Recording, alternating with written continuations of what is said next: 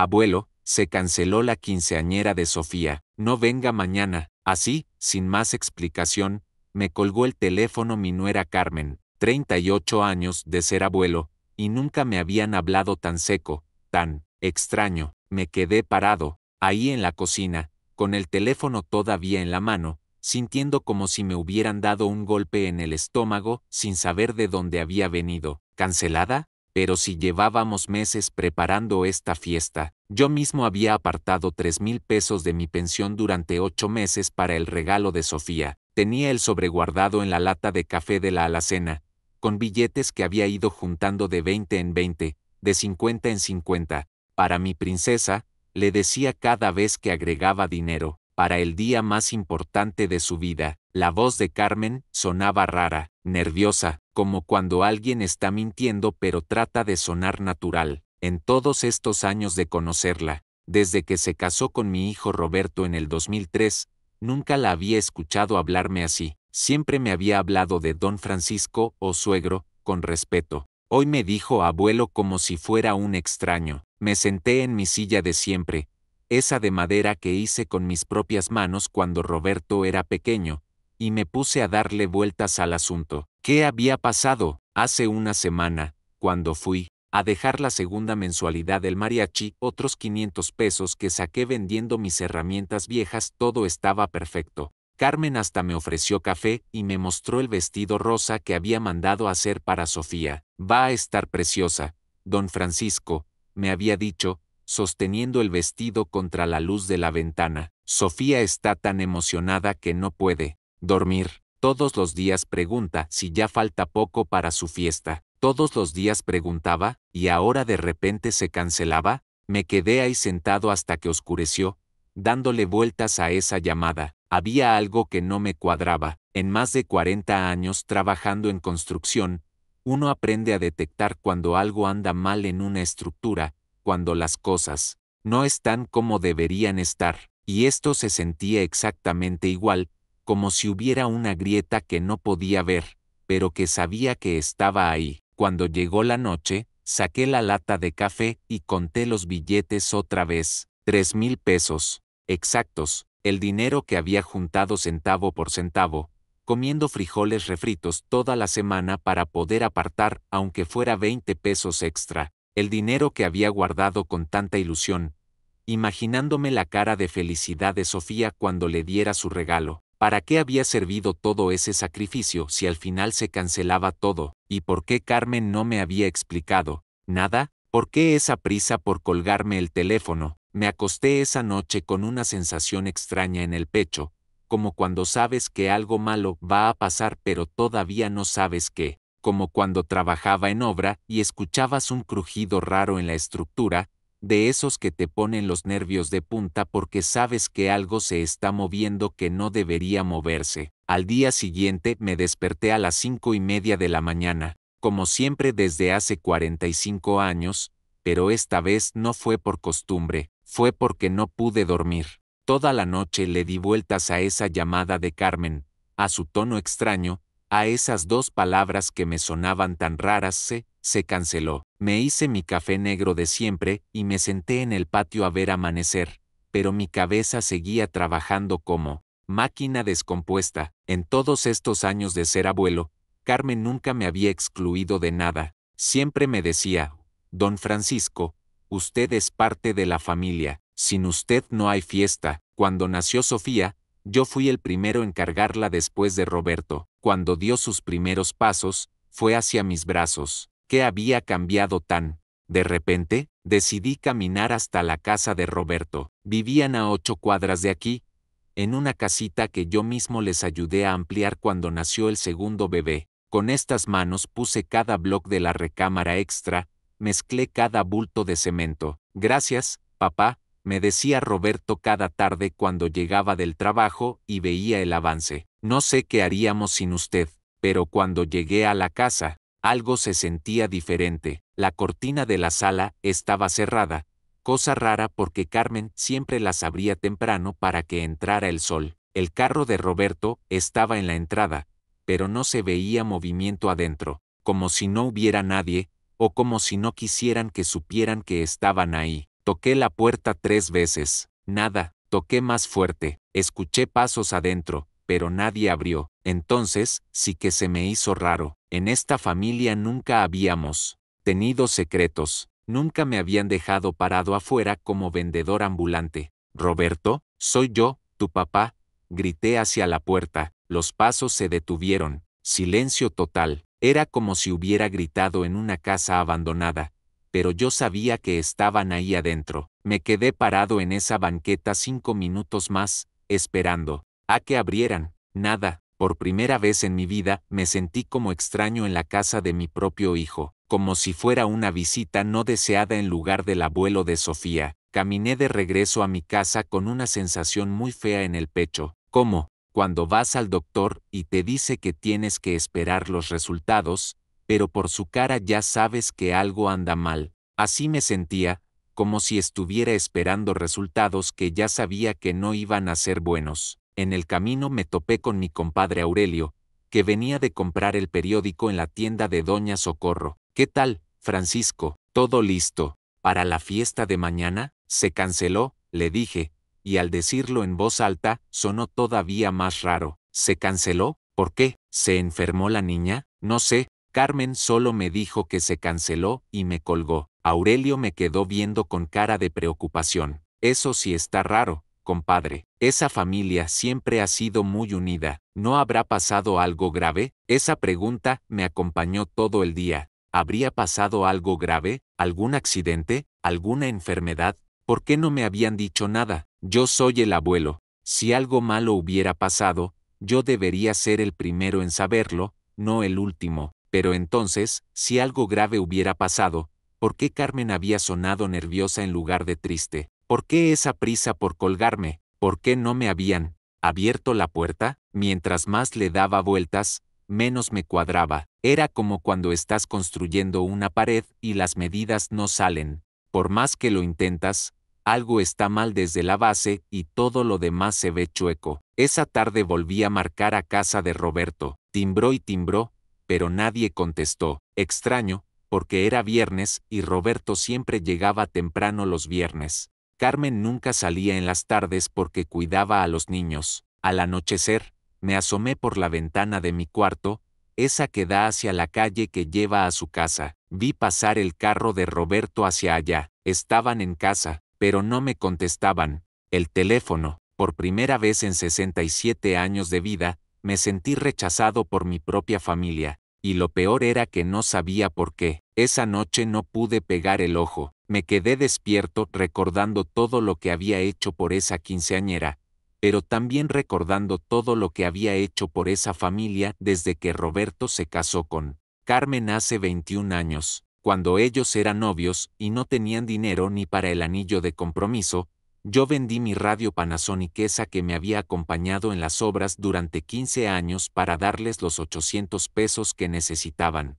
Papá, se lo voy a pagar, me decía Roberto con lágrimas en los ojos. No hay prisa, mijo, le respondí. Para eso están los padres. Nunca me pagó esos 800 pesos, pero nunca se los cobré. Para mí, ver a mi hijo feliz valía más que cualquier dinero. Cuando se casaron en el 2003, yo pagué el mariachi completo, 3,000 pesos que saqué trabajando 2 meses extra en la construcción de una escuela en Tlaquepaque. Llegaba a la obra a las 5 de la mañana y me salía a las 8 de la noche, cargando bultos de cemento que pesaban más que yo, solo para que mi Roberto tuviera la boda que se merecía. Gracias, don Francisco, me decía Carmen el día de la boda, abrazándome con el vestido blanco puesto. Usted es el mejor suegro del mundo, y yo me sentía orgulloso, útil, necesario. Me sentía como lo que era, el patriarca de la familia,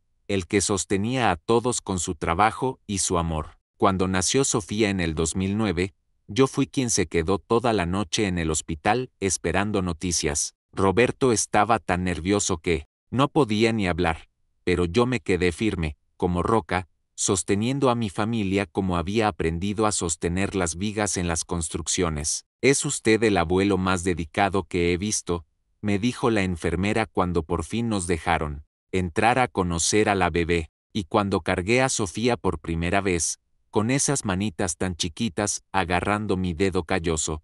Supe que haría cualquier cosa por esa niña, y cumplí esa promesa durante 15 años. Cuando Sofía empezó la primaria, yo era quien la llevaba a la escuela todos los días porque Roberto se iba muy temprano al trabajo y Carmen se quedaba cuidando al bebé. 6 años caminando esas 8 cuadras de ida y 8 de regreso, con lluvia, con calor, con frío, pero siempre puntual. Gracias, abuelo, me decía Sofía tomándome de la mano. Eres el mejor abuelo del mundo. Cuando cumplió 10 años, yo le hice una casita de muñecas con mis propias manos. Trabajé 3 meses en esa casita, cada tarde, después de llegar de la obra, comprando las tablitas de peso en peso, pintándola del rosa que a ella le gustaba, poniendo hasta cortinitas en las ventanitas. Está padrísima, abuelo, gritó cuando se la di. Parece de verdad. Esa casita todavía está en su cuarto, o al menos estaba la semana pasada, cuando fui a dejar el dinero del mariachi. Y ahora, justo cuando llega el momento más importante en la vida de Sofía, su quinceañera, su paso de niña a señorita, me cancelan como si fuera un proveedor cualquiera, como si todos esos años de amor, de sacrificio, de presencia constante, no hubieran significado nada. Pero lo que más me dolía no era el dinero perdido, ni siquiera el desaire personal. Lo que me partía el alma era imaginarme a Sofía preguntando, ¿y mi abuelo? ¿Por qué no vino mi abuelo a mi fiesta? Porque yo sabía que Roberto y Carmen le iban a inventar alguna excusa. Se enfermó, le dirían, o tuvo que trabajar. Mentiras para cubrir algo que yo todavía no entendía, pero que sabía que estaba ahí, creciendo como tumor maligno en el corazón de mi familia. En todos estos años, desde que murió mi esperanza hace 7 años, esta familia había sido mi único motivo para seguir adelante, mis razones para levantarme cada mañana, para cuidar mi salud, para seguir siendo útil. Sin ellos, ¿para qué servía un viejo de 67 años con las manos destrozadas por tanto trabajo? Esa madrugada, cuando por fin me quedé dormido, soñé con Esperanza. Estaba parada junto a mi cama, con su vestido azul de los domingos, y me decía, Francisco, algo está muy mal en esta familia. Cuida lo que construiste, porque hay gente que quiere tirarlo. Desperté sudando frío, y por primera vez en mi vida, tuve miedo de mi propia familia. El sábado, el día que debería haber sido la quinceañera de Sofía, me desperté con una sensación horrible en el estómago. Era como si tuviera piedras ahí adentro, moviéndose. Cada vez que pensaba en mi nieta preguntándose por qué su abuelo no había llegado a su fiesta, decidí intentar una vez más. Marqué a casa de Roberto a las 9 de la mañana. Esta vez sí contestaron. Bueno, era la voz de Carmen, pero sonaba diferente. Molesta, Carmen. Soy don Francisco. Quería preguntarle qué pasó con la fiesta. ¿Está todo bien? ¿Se enfermó? ¿Sofía? Silencio largo del otro lado. Demasiado largo. No, don Francisco, Sofía está bien. Es que decidimos posponerla. ¿Posponerla? ¿Para cuándo? Otro silencio. No sabemos todavía. Le avisamos cuando sepamos. Y me colgó. Otra vez, esa prisa por terminar la llamada.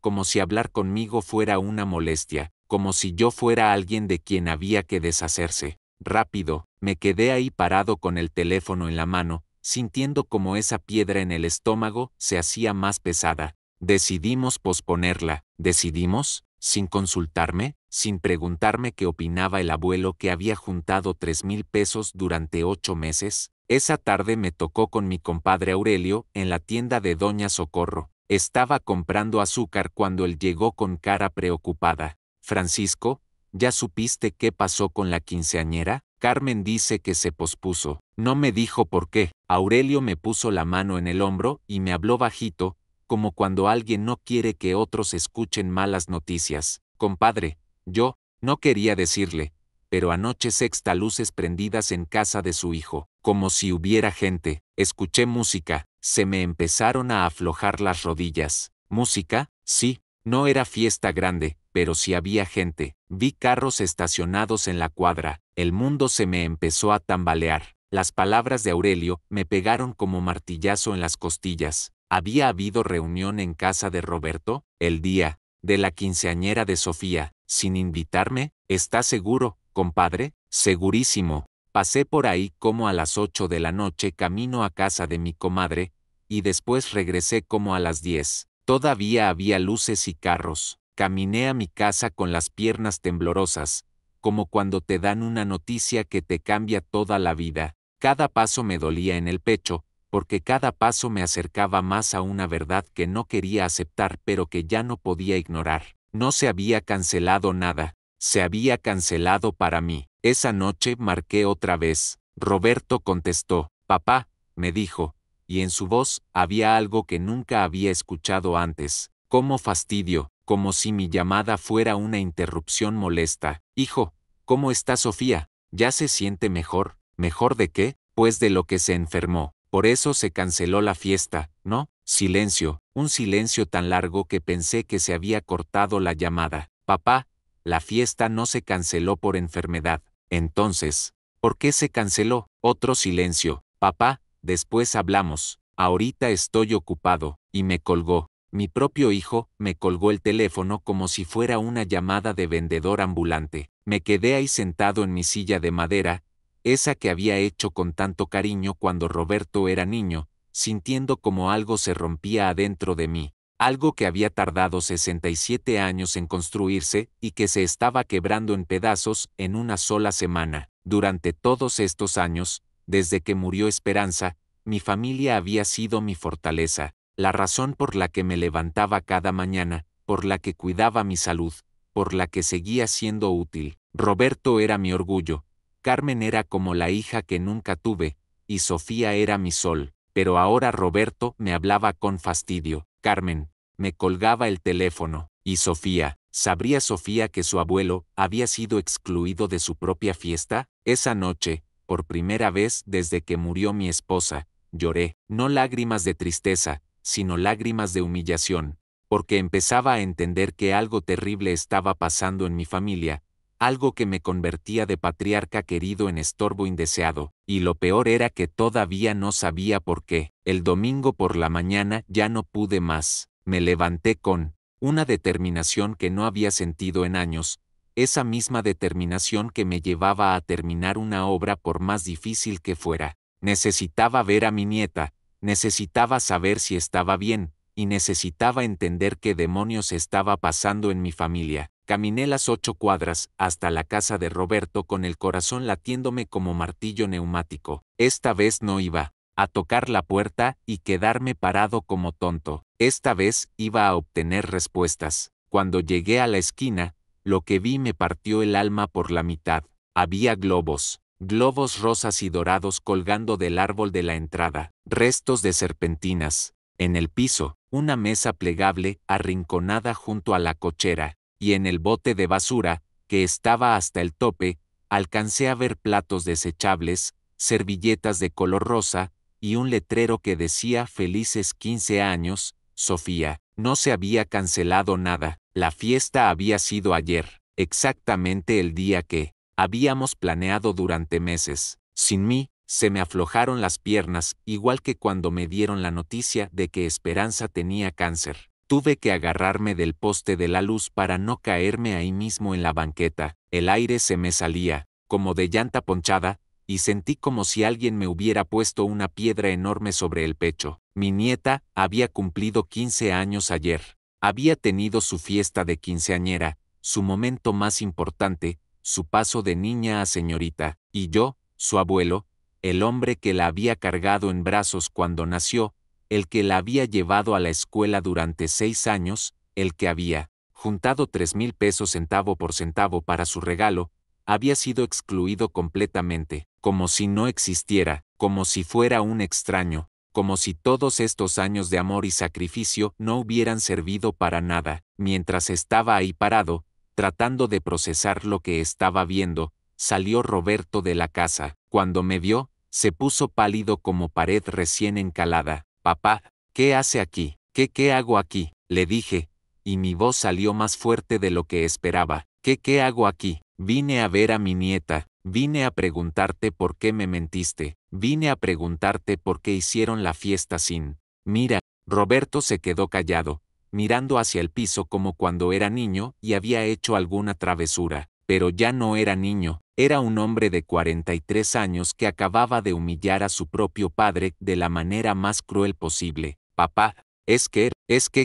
Roberto, habla como el hombre que creí que eras. Es que Carmen dijo que ya está usted muy grande para estas fiestas, que se iba a cansar, que era mejor hacer algo pequeño, solo familia cercana. ¿Familia cercana? ¿Yo no era familia cercana? El abuelo que había criado a esa niña como si fuera mi propia hija no era familia cercana. ¿Y tú qué dijiste cuando Carmen dijo eso? Roberto siguió mirando al piso. Pues que tal vez tenía razón. Esas palabras me perforaron como clavo oxidado directo en el corazón. Mi propio hijo, el niño al que había criado solo después de que murió su madre, el hombre al que había apoyado en todo, había estado de acuerdo en excluirme del momento más importante de mi nieta. ¿Dónde está Sofía?, le pregunté, y mi voz ya no sonaba como la mía. Está durmiendo. Ayer fue un día muy largo para ella. Despiértala. Quiero verla. Papá,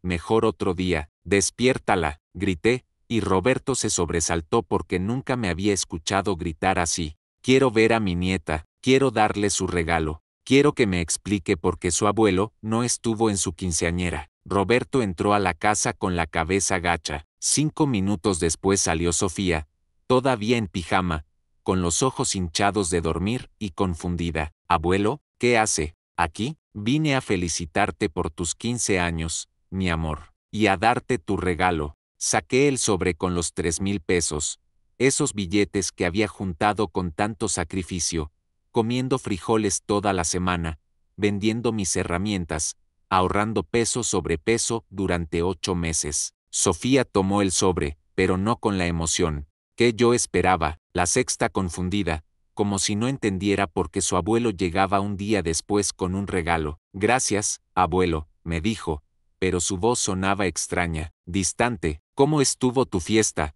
mi amor? Sofía miró a su papá, como pidiendo permiso para hablar. Ese gesto me dolió más que todos los insultos del mundo. Mi propia nieta tenía que pedir permiso para hablar conmigo. Estuvo muy bonita, abuelo. ¿Por qué no me invitaron, Sofía? Otro silencio, otro intercambio de miradas entre padre e hija, y en ese momento entendí algo que me destrozó completamente.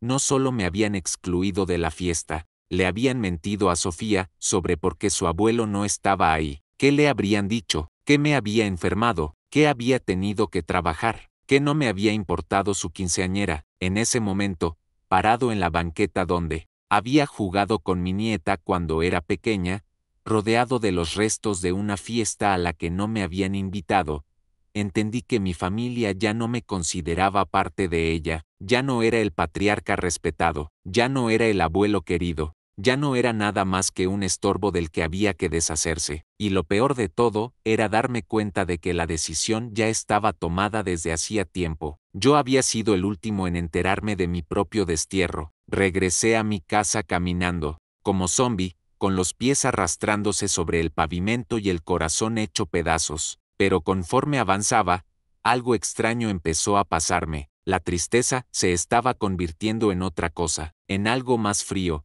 más calculado, más peligroso. Senté en mi silla de madera, saqué una libreta vieja donde anotaba mis gastos, y empecé a escribir. No de coraje, sino con la frialdad de un albañil que está calculando cuánto material necesita para una construcción nueva. Primero anoté lo que acababa de pasar. Domingo 15 de octubre, descubrí que hicieron la quinceañera sin mí. Roberto estuvo de acuerdo con excluirme. Después empecé a recordar otras cosas que en su momento no me habían parecido importantes, pero que ahora cobraban sentido como piezas de un rompecabezas muy feo. Agosto, Carmen ya no me invita a comer los domingos como antes. Septiembre, Roberto ya no me pide ayuda con las reparaciones de la casa. Hace 3 semanas, Sofía ya no viene a visitarme después de la escuela. Todo tenía un patrón. Llevaban meses alejándose de mí, preparando mi exclusión, y yo había sido tan tonto que pensaba que era casualidad. Pero lo que más me llamó la atención fue otra cosa que anoté. Carmen dijo que ya estoy muy grande para las fiestas. Esas palabras me dieron vueltas en la cabeza toda la tarde. Muy grande, a los 67 años, cuando todavía podía cargar bultos de cemento y trabajar 8 horas seguidas. Entonces me acordé de algo que me heló la sangre. Hace 2 meses, cuando estaba ayudándole a Roberto a arreglar la llave del baño, escuché a Carmen hablando por teléfono con su hermana. Pensé que hablaba de otra persona, pero ahora recordaba sus palabras exactas de: es que ya está muy viejo, ya es una carga, no se da cuenta, pero estorba en todo. En ese momento, había pensado que hablaba de algún pariente lejano. Nunca se me ocurrió que hablaba de mí. Me levanté de la silla y caminé por toda la casa, viendo con otros ojos todo lo que había ahí. Esta casa que había comprado en 1978, pagándola peso por peso durante 15 años. Esta casa donde había criado a Roberto después de que murió su mamá. Esta casa que había sido el centro de todas las reuniones familiares durante décadas. Fui a mi cuarto y saqué una caja de zapatos que tenía guardada en el ropero. Adentro estaban todos los papeles importantes de mi vida, la escritura de la casa, mi acta de nacimiento, los certificados de defunción de Esperanza, y algo que no había vuelto a ver en años, el testamento. Lo había hecho hace 5 años. Después de que murió mi esposa, cuando me dio la diabetada y pensé que me iba a morir. En ese testamento, yo le dejaba todo a Roberto, la casa, mis ahorros, mis herramientas, todo, porque él era mi único hijo, mi única familia, el que me iba a cuidar en la vejez. Pero leyendo ese testamento ahora, después de lo que había pasado, me di cuenta de algo que me cayó como balde de agua fría. Roberto y Carmen no me estaban alejando por casualidad, me estaban alejando porque ya tenían lo que querían asegurado. Sabían que al final todo iba a ser de ellos, de cualquier manera. ¿Para qué fingir cariño por un viejo que ya estorba si de todas maneras se iban a quedar con todo cuando me muriera? Esa noche no pude cenar, me quedé sentado en la mesa de la cocina, esa que había hecho con mis propias manos cuando Roberto tenía 10 años, pensando en todas las veces que esa mesa había estado llena de risas, de conversaciones, de planes familiares. Recordé cuando Roberto trajo a Carmen por primera vez a esta casa. Ella se quedó maravillada con los muebles que yo había hecho, con los detalles de madera tallada, con la calidez del hogar que había construido. Don Francisco, qué casa tan hermosa, me había dicho. Se ve que la hizo con mucho amor. Y ahora, resulta que ese amor se había convertido en estorbo, que este hombre que había sacrificado su juventud criando solo a un niño,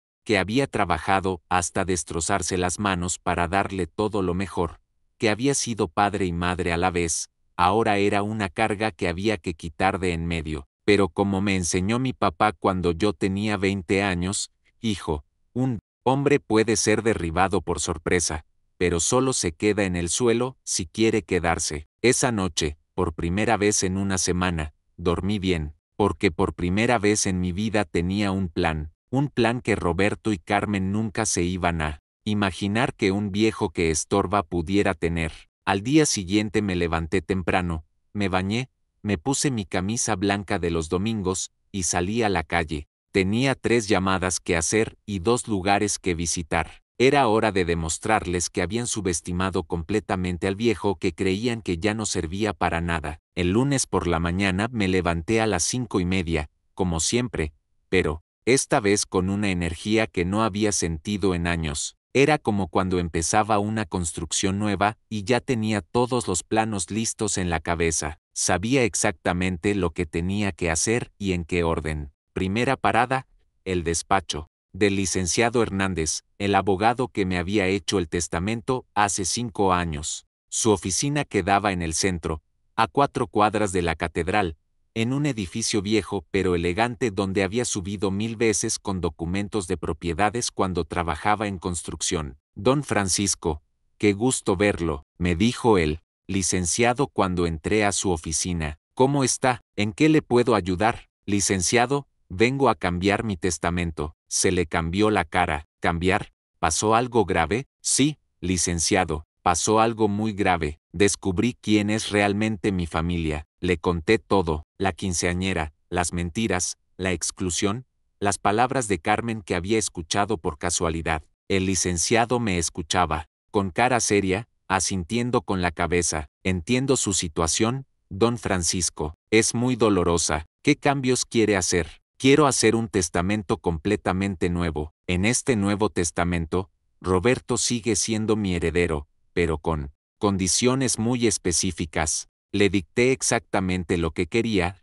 Roberto iba a heredar todo, sí, pero solo si cumplía ciertas condiciones que yo iba a especificar en una carta sellada que el licenciado iba a guardar. Si no cumplía esas condiciones, todo se iba a donar a la Casa Hogar San José, donde yo había sido voluntario durante años. ¿Y qué condiciones son esas, don Francisco? Eso se lo voy a traer por escrito mañana, licenciado. Hoy solo quiero que prepare los documentos base. Muy bien, los tengo listos para mañana en la tarde. Segunda parada, el Banco Azteca, donde tenía mis ahorros, 23,000 pesos que había juntado durante toda mi vida de trabajo, dinero que Roberto sabía que existía porque yo le había platicado sobre mis ahorros, pensando que algún día los iba a necesitar para emergencias familiares. Buenos días, don Francisco, me saludó la señorita del banco. ¿En qué le ayudamos hoy? Quiero sacar todo mi dinero y cerrar mi cuenta. ¿Todo? ¿Está seguro? Completamente seguro. Me dieron los 23,000 pesos en efectivo, en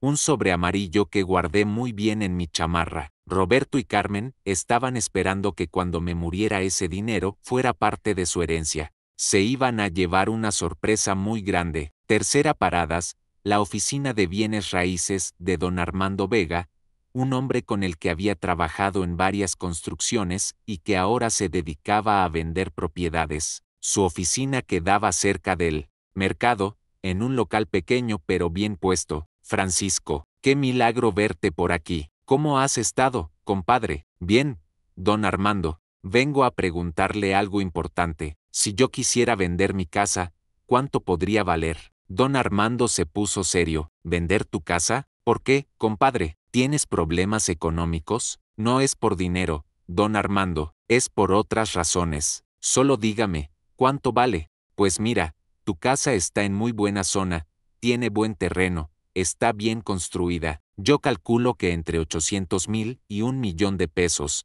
dependiendo del comprador.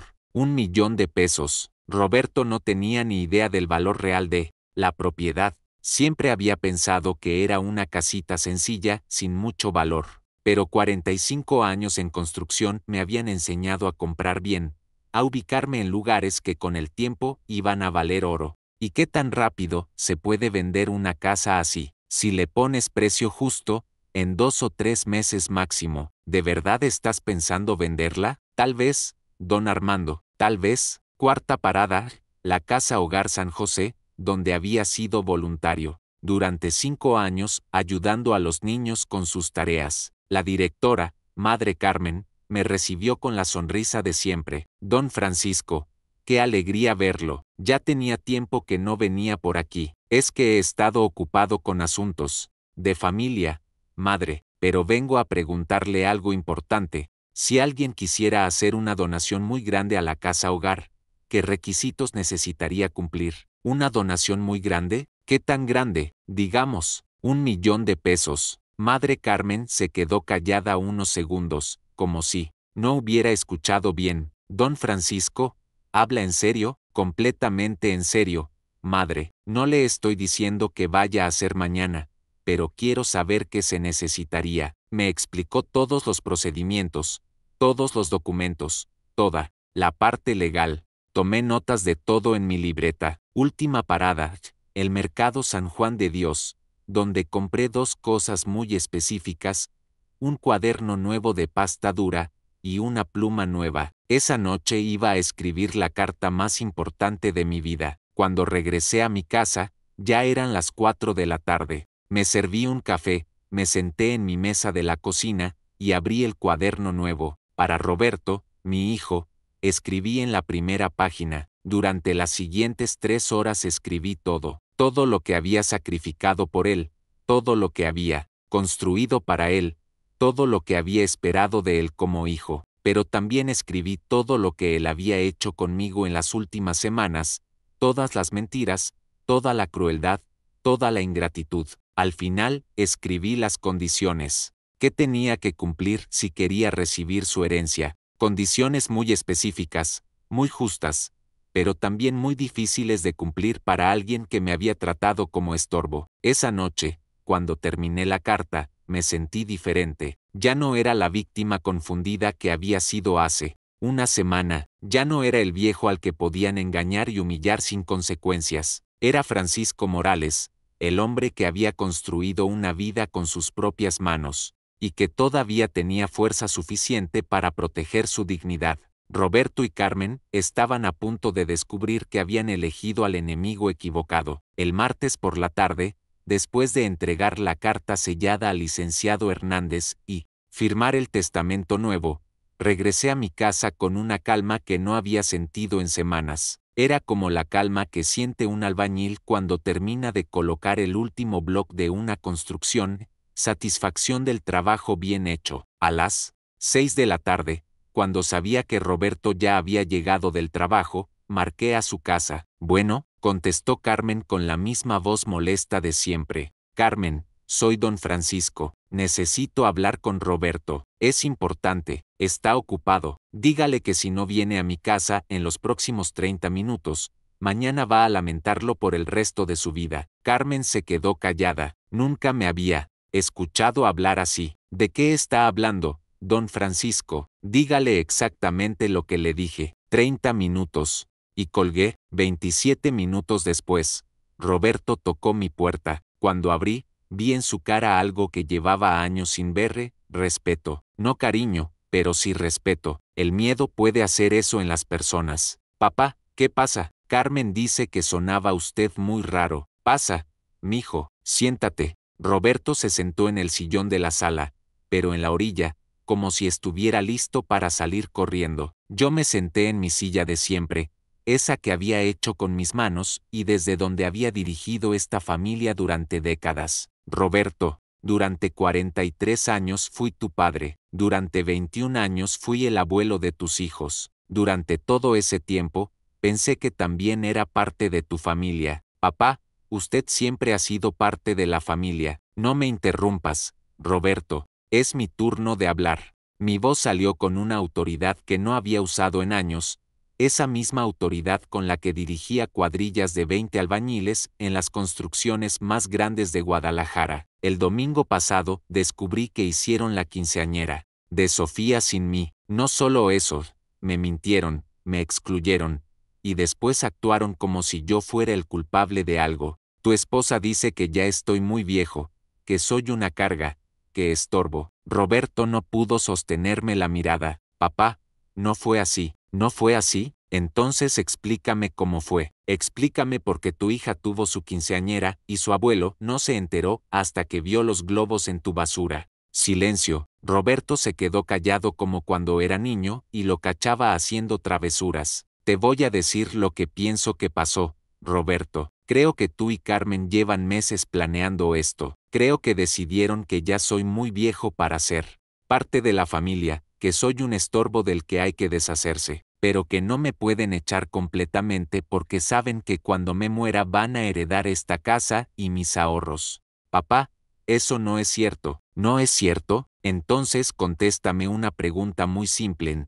Si yo fuera un desconocido que te hubiera criado, que te hubiera dado todo lo que te di, que hubiera hecho todos los sacrificios que hice por ti, ¿lo habrías excluido de la quinceañera de tu hija? Roberto no contestó. No podía contestar porque sabíamos los dos que la respuesta era no. Está bien, Roberto, entiendo que ya no me necesitan, entiendo que ya soy un estorbo, entiendo que están esperando a que me muera para quedarse con lo que construí en 67 años de trabajo. Papá, no hable así, pero hay algo que no entienden, mijo. Algo muy importante que nunca se les ocurrió preguntarme. Me levanté de mi silla y fui hasta la mesa del comedor. Ahí estaba el sobre amarillo con los 23,000 pesos, y junto al sobre, una copia del testamento nuevo que había firmado esa mañana. ¿Sabes qué es esto, Roberto? Roberto vio el dinero y se le cambiaron los ojos. ¿De dónde sacó tanto dinero, papá? Este dinero son mis ahorros de toda la vida, 23,000 pesos que tenía guardados en el banco para emergencias familiares. Dinero que tú sabías que existía porque yo te lo había platicado. Roberto asintió. ¿Y esto? Le dije mostrando el testamento.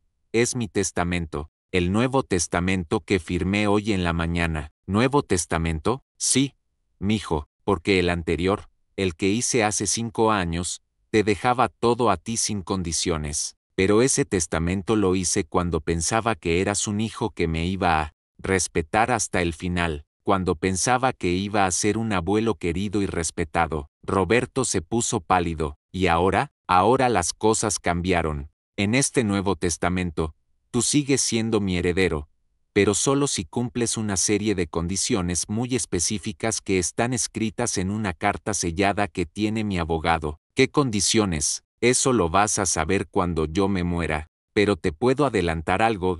Si no cumples esas condiciones exactamente como están escritas, todo lo que ves aquí, esta casa, este dinero, todo lo que tengo se va a donar completamente a la Casa Hogar San José. Roberto se levantó del sillón como si le hubieran puesto chile piquín. No puede hacer eso. ¿No puedo, Roberto?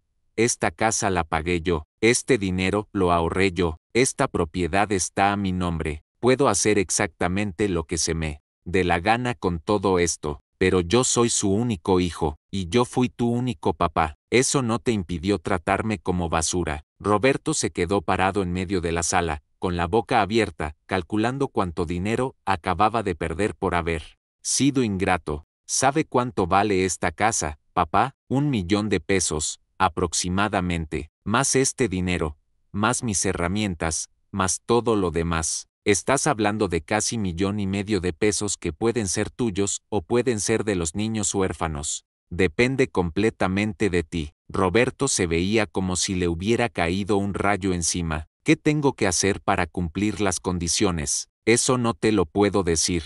Está escrito en la carta sellada. Solo te voy a decir una cosa. Las condiciones son justas, pero no van a ser fáciles de cumplir para alguien que me trató como me trataste. Esa noche, después de que Roberto se fue de mi casa con la cola entre las patas, me serví un café y me senté en mi silla a ver las estrellas por la ventana de la cocina. Por primera vez en semanas, me sentía como lo que era Francisco Morales, un hombre de 67 años que no era estorbo de nadie, que tenía el poder de decidir su propio destino, y que acababa de enseñarle a su familia que la dignidad no se pierde nomás porque uno sea mayor. La guerra apenas comenzaba, pero ahora las reglas del juego habían cambiado completamente. Los siguientes días fueron como ver una película al revés. Toda la dinámica familiar que había funcionado durante años se volteó de cabeza, y yo era el que ahora tenía el control de la situación. El miércoles por la mañana, Roberto llegó a mi casa antes de las 7, con ojeras y cara de no haber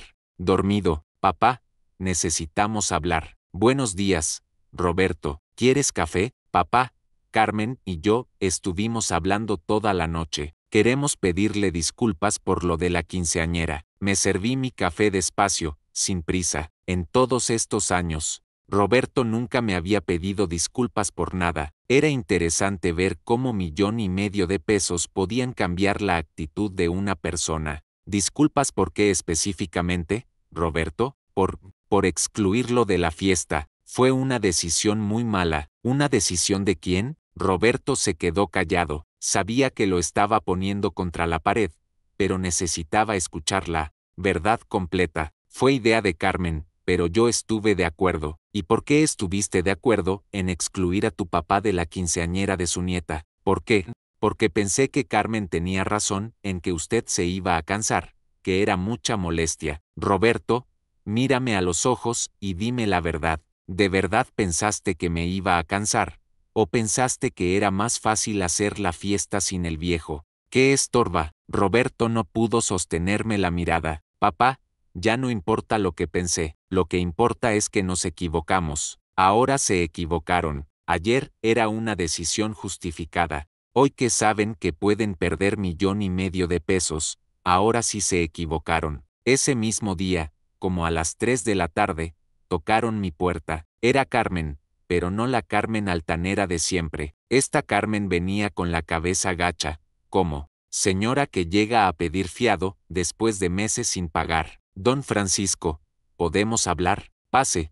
Carmen, siéntese. Don Francisco, vengo a pedirle perdón por todo lo que pasó con la quinceañera. Sé que hicimos mal. ¿Qué hicieron mal? Exactamente, pues, no invitarlo, mentirle, hacer la fiesta sin usted. ¿Y por qué hicieron todo eso, Carmen? Carmen se retorció las manos como cuando los niños no quieren confesar una travesura. Es que pensé que usted ya no, que tal vez ya no quería venir a las fiestas. Carmen, yo fui a todas las fiestas familiares durante 21 años, a todos los cumpleaños, a todas las graduaciones, a todas las celebraciones. ¿En cuál de todas esas fiestas vio usted que yo no quisiera estar ahí? En ninguna, don Francisco. Entonces, ¿por qué pensó que en la quinceañera de mi nieta sí iba a ser diferente? Carmen empezó a llorar. No lágrimas de tristeza, sino lágrimas de desesperación de quien se da cuenta de que la mentira ya no funciona. Don Francisco,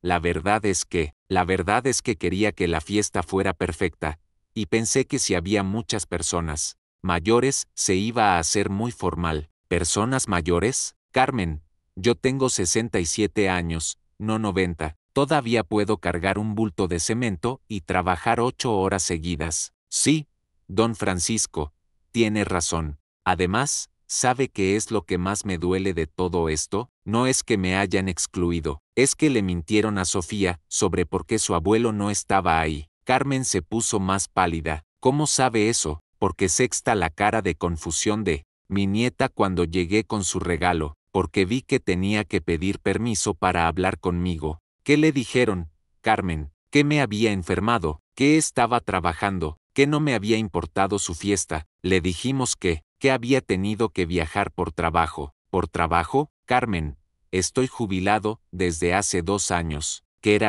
trabajo? El jueves por la noche llegó Sofía a mi casa. Venía sola, caminando por la banqueta con su mochila de la escuela, como cuando era pequeña, y venía a visitarme después de clases. Abuelo, ¿puedo pasar? Claro, mi amor, pasa. ¿Quieres un vaso de agua? Abuelo, quiero preguntarle algo. ¿Es cierto que usted no vino a mi quinceañera porque tuvo que viajar por trabajo? Me senté junto a ella en el sillón y la miré a los ojos. Durante 15 años, yo nunca le había mentido a esta niña. No iba a empezar ahora. No, Sofía, eso no es cierto. Entonces, ¿por qué no vino? Porque tu papá y tu mamá decidieron que ya estoy muy viejo para las fiestas, que soy un estorbo, y que era mejor hacer tu quinceañera sin mí. Sofía se quedó callada un rato largo, procesando la información. Después me preguntó, ¿y por qué pensaron eso? No lo sé, mi amor. Yo también me estoy preguntando lo mismo.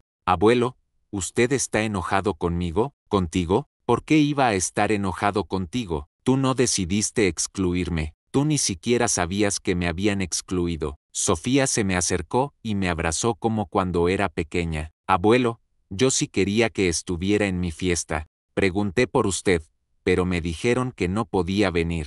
Lo sé, mi amor. No es tu culpa. ¿Ya no nos va a querer por lo que hicieron mis papás? Sofía, escúchame bien. Yo te voy a querer toda la vida, sin importar lo que hagan tus papás. El problema no es contigo, es con los adultos que tomaron decisiones muy feas. Esa noche, después de que Sofía se fue, me di cuenta de que mi plan estaba funcionando mejor de lo que había esperado. Roberto y Carmen habían pasado de tratarme como estorbo a tratarme como jefe. Ya no me colgaban el teléfono, ya no me dejaban parado afuera de su casa, ya no hablaban de mí como si fuera una carga. Ahora me hablaban con el mismo respeto con el que se habla a alguien que tiene en las manos tu futuro económico, porque eso era exactamente lo que tenía, su futuro en mis manos. El viernes por la noche, Roberto vino otra vez a mi casa. Esta vez no venía a pedir disculpas, venía a negociar. Papá,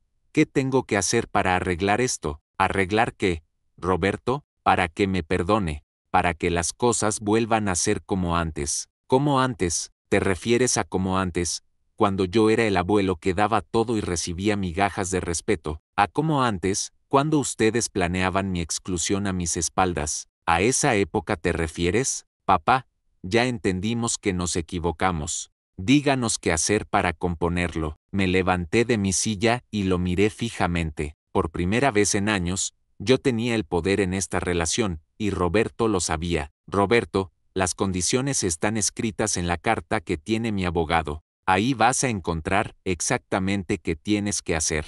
Pero te adelanto una cosa, no se trata de hacer una sola acción para arreglar todo. Se trata de demostrar, día tras día, durante el tiempo que me quede de vida, que realmente valoras a tu padre. Y si no logro cumplir las condiciones, entonces los niños de la casa hogar van a tener la mejor instalación de todo Jalisco, construida con el dinero que tú creías que era tuyo por derecho. Roberto se fue esa noche, sabiendo que su cómoda vida de heredero garantizado había terminado para siempre, y yo me quedé en mi casa, sintiéndome por primera vez en meses como lo que siempre debía haber sido, Francisco Morales, un hombre de 67 años que no le debía disculpas a nadie por existir. Bloque 10. Reflexión final y legado trascendente. Han pasado 3 meses desde esa noche cuando Roberto se fue de mi casa sabiendo que su herencia ya no estaba garantizada. 3 meses en los que he visto cambios que jamás pensé que vería, pero también he aprendido lecciones sobre la vida que solo se pueden aprender cuando uno llega a los 67 años y se ve obligado a defenderse de su propia familia. Roberto ahora viene a visitarme 2 veces por semana, no porque quiera, sino porque sabe que debe hacerlo. Carmen me habla con un respeto forzado que me duele más que cuando me hablaba mal, porque ahora sé que es puro interés. Y Sofía, mi pobre Sofía, ha tenido que cargar con la verdad de que sus padres son capaces de mentirle para lastimar a su abuelo. Pero lo más importante que he aprendido en estos meses es algo que nunca pensé que tendría que aprender a mi edad, que el amor verdadero y el amor interesado se ven exactamente igual desde afuera, pero se sienten completamente diferentes desde adentro. Cuando Roberto me abraza ahora, siento el cálculo detrás del abrazo. Cuando Carmen me sonríe, veo el miedo en sus ojos. Cuando me preguntan cómo me siento, escucho la esperanza de que la respuesta sea mal para que todo esto termine pronto y puedan heredar en paz. ¿Saben qué es lo más triste de todo esto? Que yo preferiría 1000 veces que me siguieran tratando mal pero con honestidad, a que me traten bien pero por interés. Porque un hombre puede vivir con la crueldad, pero no puede vivir con la falsedad. El otro día, estaba sentado aquí en mi silla, esa que hice con mis manos cuando Roberto era niño, y me puse a pensar en algo que me ha dado vueltas durante semanas. ¿Valió la pena hacer lo que hice? ¿Valió la pena recuperar el respeto a cambio de perder el cariño? Y después de mucho pensarlo, llegué a una conclusión que tal vez le sirva a otros hombres de mi edad que estén pasando por lo mismo. Un hombre puede vivir sin que lo amen, pero no puede vivir sin que lo respeten.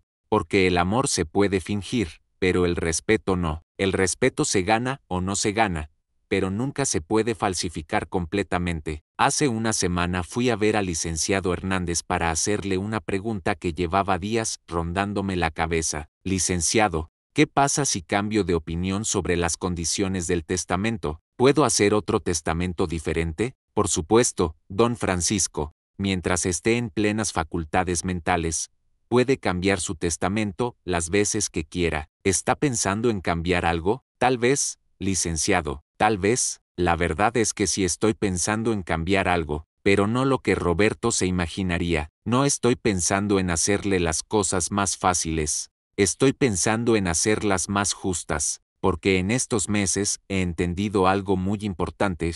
La venganza te puede devolver la dignidad, pero no te puede devolver la familia, y un hombre de mi edad necesita decidir qué es más importante, tener razón o tener paz. Pero eso sí, cualquier cambio que haga va a ser desde una posición de fuerza, no de debilidad.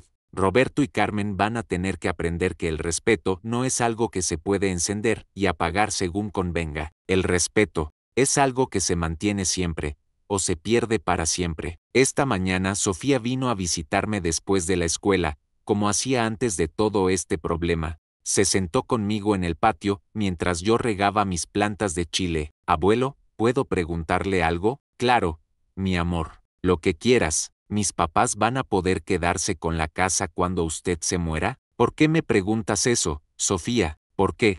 Escuché a mi mamá llorando anoche, diciéndole a mi papá que tenían que portarse bien con usted para no perder todo. Ahí estaba la verdad, saliendo de la boca de una niña de 15 años. Roberto y Carmen no habían cambiado por amor, habían cambiado por terror a perder dinero. Mira, Sofía, yo voy a ser justo con tu papá, pero también voy a ser justo conmigo mismo. Tu papá va a recibir lo que se merezca según cómo me trate el resto de mi vida, y si me trata bien a mí, pero mal a usted, entonces va a aprender que no puede amar a la nieta y despreciar al abuelo, que no puede heredar los beneficios de ser hijo sin cumplir las responsabilidades de ser hijo. Esa tarde, después de que Sofía se fue, me senté a escribir una carta nueva, no para el licenciado, sino para ustedes, para todos los hombres y mujeres que están escuchando esta historia y que tal vez están pasando por algo parecido. Si tienes más de 60 años y tus hijos te tratan como estorbo,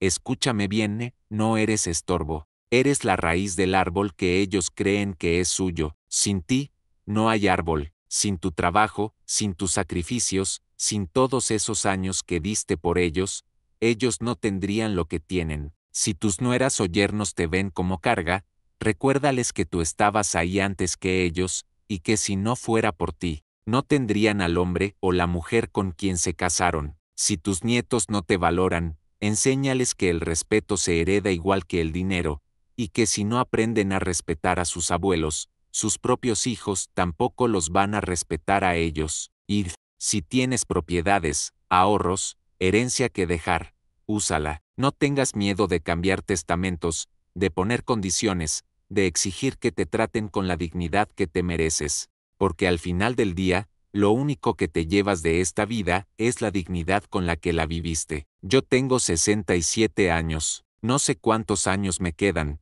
pero sé una cosa, los años que me queden los voy a vivir como Francisco Morales, no como el viejo que estorba, y si Roberto aprende a ser el hijo que debió ser siempre, se va a ganar su herencia, y si no aprende, va a aprender que hay consecuencias para tratar mal a quien te dio la vida. Pero eso sí, Roberto, ya no tienes toda la vida para decidirte, ya no tienes la garantía de que voy a estar aquí siempre esperando tus migajas de cariño. ¿Por qué?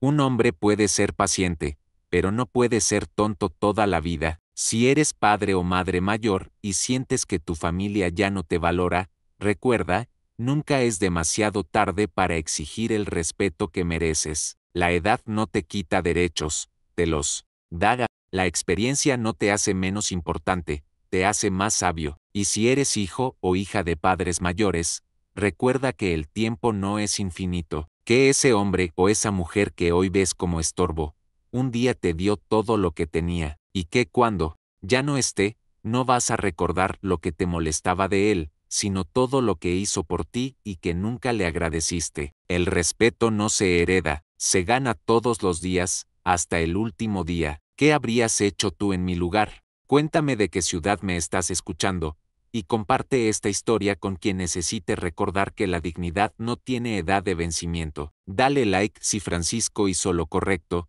y suscríbete para más historias de dignidad recuperada.